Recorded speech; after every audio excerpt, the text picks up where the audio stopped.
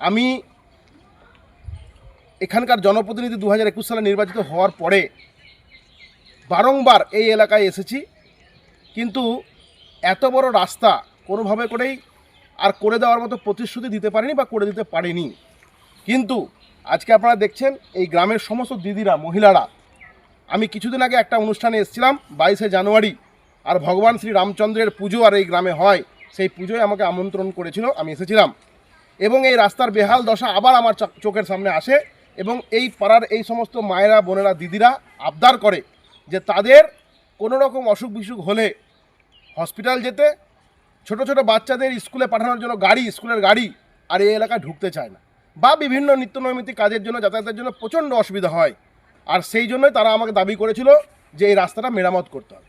আমি তাদের কথা দিয়েছিলাম সেই ভগবান রামচন্দ্রের সেই পুজোর দিন 22শে জানুয়ারি যে এই রাস্তাটা আমি করব বা করে দেওয়ার ব্যবস্থা করব। আমি ব্যক্তিগত উদ্যোগে, সম্পূর্ণ ব্যক্তিগত, এমএলএ বিধায়ক ফান্ড নয়, ব্যক্তিগত উদ্যোগে আমি এই গ্রামের মানুষদের, গ্রামের মায়েদের, বোনেদের, পঞ্চায়েতের সাহায্য নিয়ে আর এই গ্রামের এই রাস্তাটি মেরামতের কাজে আজকে আমরা সমবেত হয়েছি।